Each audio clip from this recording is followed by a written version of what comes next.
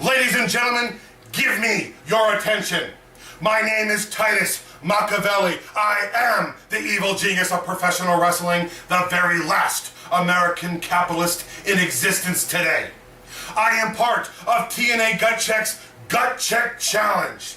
The opportunity for one star across the independent wrestling scene to make their impact on TNA Impact Wrestling.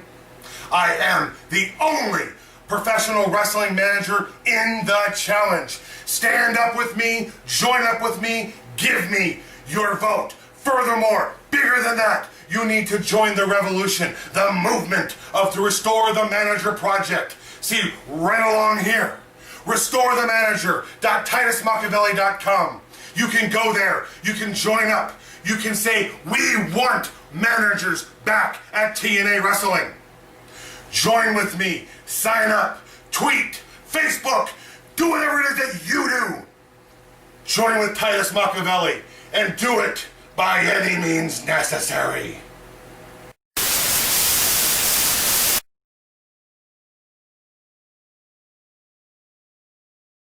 The following is an Infinity One Productions presentation, keeping it honest, insightful, interactive, covering the latest in wrestling and beyond. You're listening to the RCWR Show with your host, Lee Sanders. May 21st, 2013.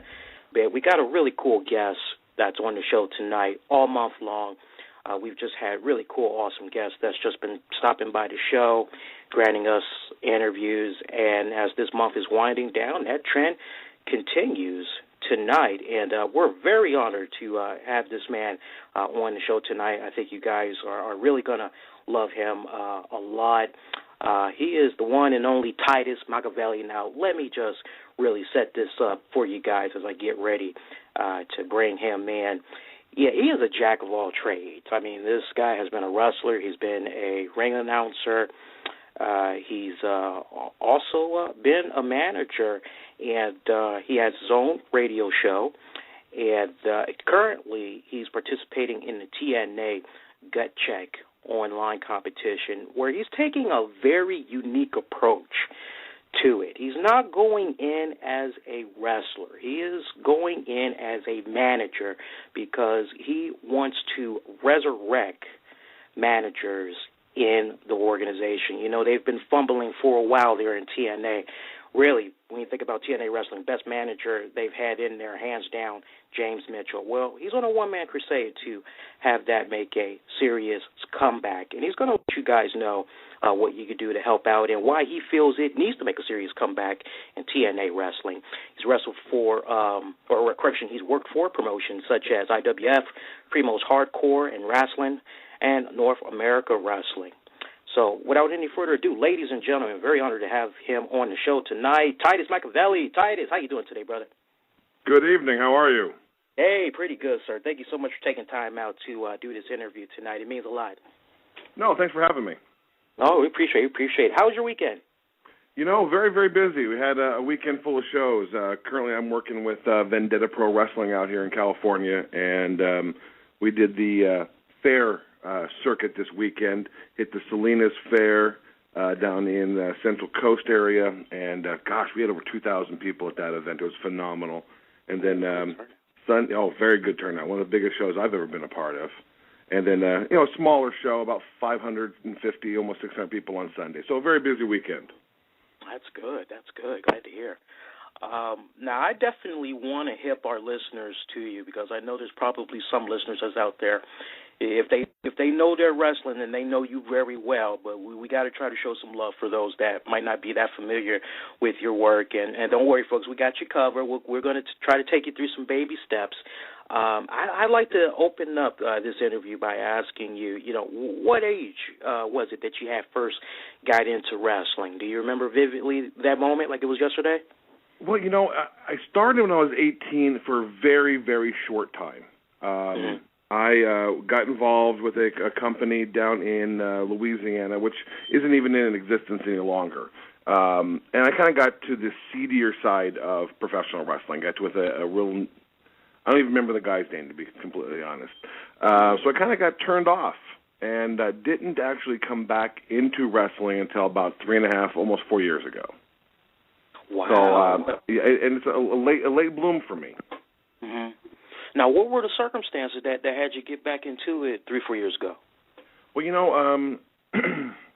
I reconnected with indie wrestling, and there's something about independent wrestling that is unique to the wrestling business. I mean, everybody goes and watches WWE or TNA, and they see it on TV, and occasionally they'll go to a live event. But when you go to an indie show, and you've got, even a small show of 200, there's an intimacy between the professional wrestler and the fan that you just don't get at a WWE or TNA show. And when I went back to watching independent wrestling, it just all came back, and those emotions flooded back through. I'm like, I miss this, and it was a way of challenging myself. I walked away all those years ago. I'm now 39, and I said, what can I do to get back into this? Because I miss it way too much. Mm-hmm. So that's how I got back in. I mean, just the thing about independent wrestling that is so great is just the ability that the performer in the ring can hear the fan, good and bad, and can react to it. Where the WWE TNA guys, they're trained not to really listen to what the fan, and the fan may call them, say something, call them out in some way. They just keep on trucking along. Where independent wrestling, there's just a connection between the fan and the professional wrestler. Yeah, no doubt about that. And I've been hearing that quite a lot, actually. Yeah, and you're absolutely right, because I remember a couple of indie events that I had the fortunate pleasure of going to, and you compare it to a WWE experience. You're absolutely right. It isn't the same. Where truly at that independent event, yeah, those performers, they do feed off of you, and then they interact with you, whereas, the big boys and the other companies, they turn a blind eye. I think a perfect example. I was related going to see a big rock concert versus a small club concert. I mean, nobody. You're faceless. You go see a big rock concert. You're faceless. They don't see you. But when you're in that small club, a few hundred people catching that show, you're no longer you have a face in the crowd. You have a voice. You are part of the show in some ways. Hmm. So 3-4 years ago, you got back into it. Was it a case where you kind of had woke up or one day and said, you know what, this is something that I really need to get back into, or was it a case where maybe you were just kicking back and you saw a particular match on TV that kind of lured you back into the dance? It was a particular night at IWF in Denver, Colorado, when I was living out in Denver. That whole show was just a blast, and I mean, to be completely honest, that particular night wasn't a great crowd, 125, maybe 150. We were sitting pretty close to ringside, and just the whole thing was great. My stepson, who at the time was 17, has always talked about I'm thinking I want to be a pro wrestler, and when you see wrestling on TV, sports entertainment, whether it be WWE or TNA, there's another side of wrestling that you need to see. So I took him to an IWF show for the main purpose to just smarten him up a little bit on what wrestling really was. I mean, 1 in a million shot to make it to one of the big companies. And this is the life that, if you're going to do it, this is where you're going to start. Everyone starts at this level. And he didn't really. He didn't really fall for it. I reminisced about what I had started all those years prior, and said I'm getting back now. And I decided at that point, I know my best years are behind me, and I'm not going to be an in-ring performer. I'm not DDP. I'm not going to be able to pull it off the way he did. So you find a different way of being used, and that's how I got to where I am today as a manager. Now, you did a little bit of ring announcing work On top of that, now was the ring announcing work something that you went at first before you did the managing, or did you do both at the same time? It was ring announcer first. When I was training with Primo's Hardcore and Wrestling out in Denver, which is affiliated with IWF at the Butcher Shop there in Denver, Colorado. You're training, you want to get into a show, and I worked 10 years as a nightclub DJ, as a mobile DJ. So I've used my voice for performing for many years. And so it was an easy transition. It was a need that they had, and you want to get onto a show. So you say, you know what, if you need that, that's what I'll do to get myself into the show. I made a transition to California, and that's when I said, at this point, I'm just going to hang up the ring announcer suit and put on a manager suit, and I'm just going to do the manager side exclusively. So I made the transition 2 years ago to California. I hung up the ring announcing and just went straight manager role. Yeah, because, I mean, I've seen a little bit of your work, and I definitely got to give you a huge compliment. Your voice is definitely commanding, because you kind of had, especially when I saw some of your promo work as a manager, I'm kicking back and I'm saying, man, this is a nice throwback, because I can remember guys like Gordon Sully, and even when Vince McMahon was doing his thing in the old days, like right after he took the company over from his dad, and then, of course, you got AWA's Larry Nelson. You kind of had a little bit of a vibe like that going on. I'm like, yeah, this is a nice throwback. So what had got you into managing full-time? Well, I felt that was the ultimate goal.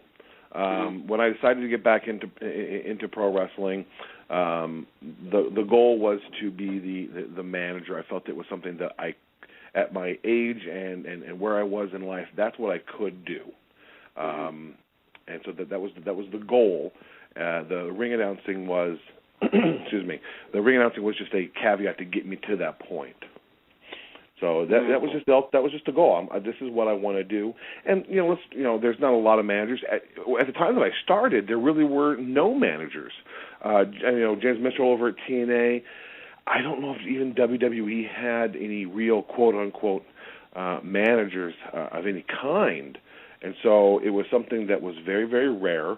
And in California, there's probably a handful. In Colorado at the time when I left Colorado 2 years ago, there was only one. There's one or two now. So it's something that's very, very unique that people don't see very much anymore, and something that really is missed from the wrestling business. So it's something that I felt that it fit my abilities. I'm a good talker, which is the main part of what a manager does, is to help talk for the guy who maybe doesn't have that talent down yet. And the charisma and the things that I do, it just was a natural fit for me. Mm-hmm. And you're absolutely right, because I mean, especially with TNA Wrestling, I mean, you look at it today, they have nobody, and not absolutely not one. And the greatest that they had was James Mitchell. Some would kind of argue Scott D'Amore. He did fairly well. Some would say Conan was a good mouthpiece. Karen Jarrett, I don't know how, I'm a little bit on the fence about that one. I do think she was a good on-air heel character, but I don't know if I'd go as far as say manager, because I didn't really see her manage anybody. And, I'm going to say something pretty controversial here. If you look at over at WWE, I don't look at Paul Heyman as a manager. Really? And I don't, because he's something bigger than that. A manager is somebody who, the role of the professional wrestling manager is he's the talker for the wrestler. He's somebody who gets involved. Now, of course, this past weekend he got involved in Extreme Rules, so maybe my definition needs to expand a little bit more, because he has become more involved. I think over the last few weeks and maybe a couple of months, he has that full-time manager role. But up until until Punk lost the WWE title, he really didn't have much. He had some small roles in talking. Punk didn't need a manager. Punk talks very well for himself, as we all know. He never interjected himself in the match in very many instances. So the true definition of a manager, he didn't fit until recently. He started to do that more and more. But still, there's just something bigger than that for him. He's almost like the promoter within the promotion in some ways. It's more than just a manager for Paul Heyman. He's elevated past that role in many ways. Karen Jarrett, I would agree. I don't think she was a manager. Maybe I'm being sexist, and it's not intended to be, but there is no women managers that I see. I mean, you got Natalia with the Great Khali. You got the Funkadactyls. Those are just sidekicks. Then you have Rosa Mendez with Primo and Epico. Sidekick. I don't see them as a manager. Zeb Coulter fits the manager. I don't even see Ricardo Rodriguez as being a manager. He as well is a sidekick. He's the ring announcer. He was more involved when Alberto was a heel, but not so much now. He's more of that cheerleader on the outside sidekick. Really, it's down to Zeb Coulter. It really is. And when I look at a manager, I look at Bobby the Brain Heenan, Classy Freddie Blassie, the Grand Wizard. These are guys who talked, who worked around the ring. The idea of a manager is you never know what they're going to do and how they can change the match. Even when the very end of the match, the babyface is going to win the match, even at that moment, that heel can make that heel manager on the outside can make a change to the match. You just never know. And that's what you get with those old school managers that you don't see very much today. You don't see it all in TNA. It just doesn't happen over there. But we're going to change that. But you don't see much involvement from an outside manager at all these days. Nah, you don't. Now, tell the folks how you ended up on this one-man crusade. I mean, did it come to you instantly that, you know what, TNA needs some serious help and I want to try to help them out? Or walk the folks through that for me. It was last year in May, almost to the exact day, 1 year ago today, this month, that TNA has these things called gut checks. They do them all across the country. You apply. They take, referees, wrestlers, ring announcers, managers, anybody who works in the wrestling business. You apply and you go through this process. They accept you, and then you do this couple-hour gut check. Mine was in Bakersfield, California, at the Rabobank Arena. You get into the ring, and they have the wrestlers go through, matches. They have the manager manage outside. You do your promos. You kind of do a tryout in some ways. Mine was with Brian Hebner and D'Lo Brown. And I had a conversation with D'Lo Brown afterwards, and he very complimentary. One thing I'm very good at is my mic skills. I'm a good promo guy. I better be. That's my main function. And he told me I did a phenomenal job with my promo. He was very impressed. And I said, "What's the deal? Why is there no managers in TNA?" And he goes, "It's a lost art. It's something that so few do it well, and when they don't have anybody who does it well, it kind of gets lost in the shuffle." And I started thinking about it more and more and more, and never heard anything back from TNA. Lots of people have gone on to do their TNA gut check on Impact, and a few months back, TNA sent out an email saying everybody that was involved has the opportunity to be in this gut check challenge. And how do you make yourself stand out? That's what young wrestlers need to take on, is how are you going to market yourself? And you have to think of it in that aspect. It's in the independent wrestling world, it's not up to the promoter to market their wrestlers. It's their job to promote their shows. You have to market yourself to get fans, to sell merchandise, whatever it is that you're going to do. And I was thinking to myself, how do I stand out as the only manager in this whole competition? There's some phenomenal wrestlers in this competition. AJ Kirsch is one of the guys in this competition. Tremendous guy. Was on WWE Tough Enough. This guy is tremendous. How do you set yourself apart? How do you market yourself? And that's what I really took some time to think about. And as you look at TNA, you realize that they don't have any managers. They had Ric Flair running around the outside with Fortune not that long ago. But again, I don't look at Ric Flair as a manager at that point. He was a wrestler who was on the outside in some aspects. And I thought to myself, well, how do I restore the manager to TNA? Oh, look, I have a great idea. It really was that simple. How do I restore the manager to TNA? Well, you start with that. You do a restore the manager hashtag campaign on Twitter. You start a Facebook page, and you kind of just share it with people you know, fans that do follow you. They share it with their friends, and it kind of grows. And that's kind of where we are now.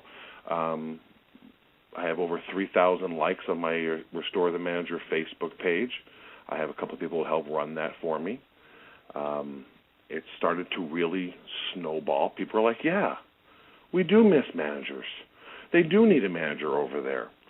And TNA Gut Check, their Twitter, has started to follow me on Twitter. You can follow me as well at Evil Genius Titus.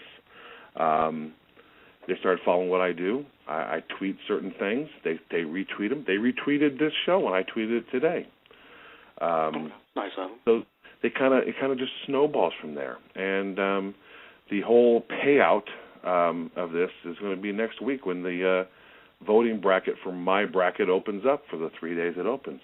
We'll see. And that's bracket 15, correct? Bracket 15, yeah. May 30, 31, and June the 1st. Over at the website they have is challenge.tnagutcheck.com. And there people can register to vote. They kind of changed some things. They had an open voting before, and there were some serious issues with that. There were guys in my first bracket that had over 20,000 votes. And you're thinking, oh, my gosh, wow, how's this going? Those guys who got 20, one of the guys who was in my bracket, I'm not going to call anybody out, but one of the guys who was in my bracket originally who had over 20,000 votes lost his bracket recently with 66 votes. Ooh. There was some serious irregularities with their original voting system. So now it's much more legitimate. They realized they made a mistake using Twit poll. They now have a real legitimate voting. You just go to that website, challenge.tnagutcheck.com. You register to vote. You get one vote per IPA address. And next weekend, bracket 15, you want to help change the wrestling world forever, you vote for Titus Machiavelli and help start this process to get managers noticed again. It really is an art form that's lost, and it really does need to make a serious comeback. I couldn't agree with you more. And I'm not saying I'm the very best one out there.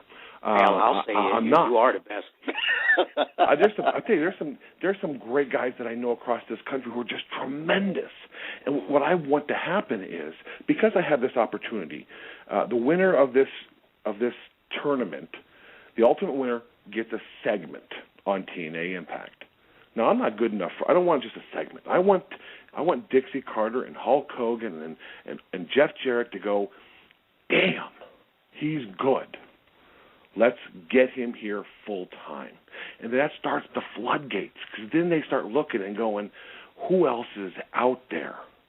There's a guy up in North California, Marcus Mack, incredible. There's a guy out in Ohio Valley named Michael Titus, incredible. There are guys out there who are great at what they do. So my hope is not just for me, but for the art form that is the wrestling manager, the Bobby the Brain Heenan, the Mr. Fuji, the classy Freddie Blassie. I want the next guy to come behind me, because I'm not one of those guys, but there's one of those guys out there. That's what I want to see ultimately. I want to change wrestling forever. I want to restore this art form, and this is my opportunity to do it. So it's either put up or get out. So I'm trying my damnedest to get people to go, yeah, let's do this. Let's do this together. you definitely got my vote as soon as it opens up. I tell you that. You definitely have it, because I've seen a little bit of the work, and you know what? Up until the final day for the voting contest, we will actually, and I haven't done this before for any guests, and we've interviewed a lot of folks this past year plus, we're going to actually play a little clip of one of the promos that you did, encouraging folks to make sure that they vote for you.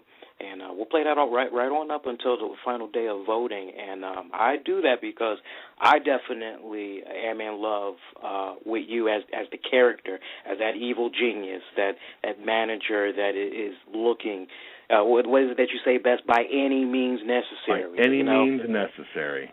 I'm sold on that. And, folks, for those of you that haven't checked out his website yet, I definitely want you to check it out. You can go to www.titusmachiavelli.com. You need a little bit of help spelling it. Have no fear. As soon as this episode is over, we'll actually have the links be in there. And we'll also send the links in the chat room. I'm actually looking at the links right now. I can do a copy-paste, and we can put them in the chat room for you all right now.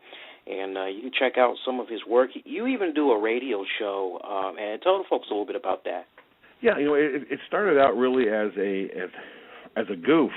When I was at North American Wrestling, I was embroiled into a